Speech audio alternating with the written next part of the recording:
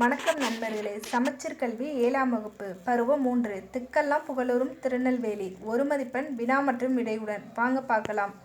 கேள்வி எண் 1 பாண்டியர்களின் தலைநகரம் மதுரை. கேள்வி எண் 2 பாண்டியர்களின் இரண்டாவது தலைநகரம் திருநெல்வேலி.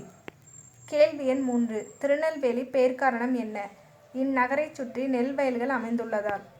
கேள்வி எண் 4 திக்கெல்லாம் புகழூரும் திருநெல்வேலி என்று பாடியவர் திருஞான சம்பந்தர். கேள்வி எண் 5 தன் பொருணை புனல்நாடு என்று பாடியவர் சேக்கிழார். கேள்வி எண் 6 பொதிகை மலை எந்த ஊருடன் தொடர்புடையது? திருநெல்வேலி.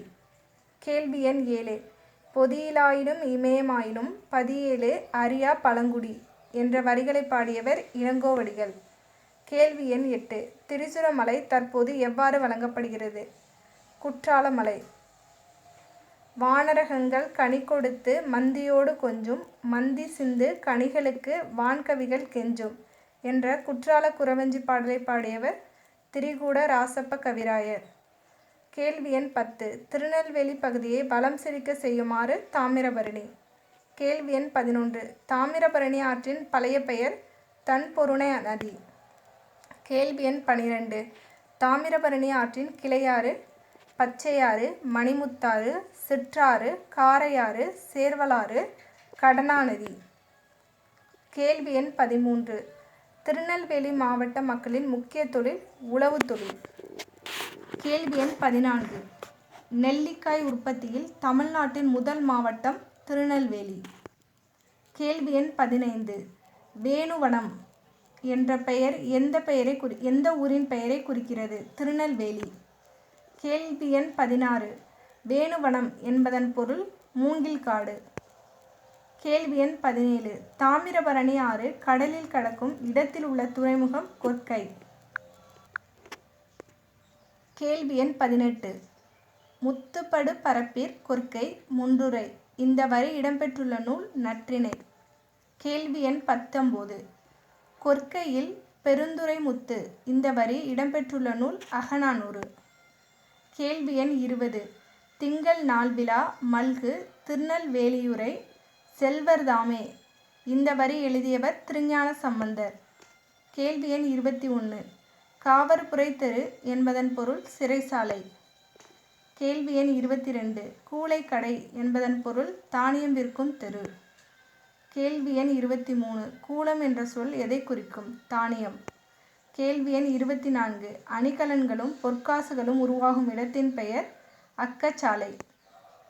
கேள்வி எண் 25 வணிகம் செழித்து வளரும் பகுதி மரபு வழக்கப்படி எவ்வாறு சொல்வர்? பேட்டை. கேள்வி எண் 26 பாண்டிய மன்னனை மக்கள் எதிர்கொண்டு வரவேற்ற இடம் எப்படி அழைக்கப்படுகிறது? பாண்டியபுரம். கேள்வி எண் 27 திருமங்கை நகர் எந்த அரசியுடன் தொடர்புடையது? மங்கையர் அரசி. கேள்வி எண் 28 இரட்டை நகரங்கள் என்று அழைக்கப்படுபவை திருநெல்வேலி மற்றும் பாளையங்கோட்டை. கேள்வி எண் 29 தென்னிந்தியாவின் ஆக்ஸ்போர்டு எது?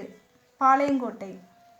கேள்வி எண் 30 தென்னிந்தியாவின் ஆக்ஸ்போர்டு என பாளையங்கோட்டை அழைக்கப்பட காரணம் அதிக கல்வி நிலையங்கள் இருப்பதால்.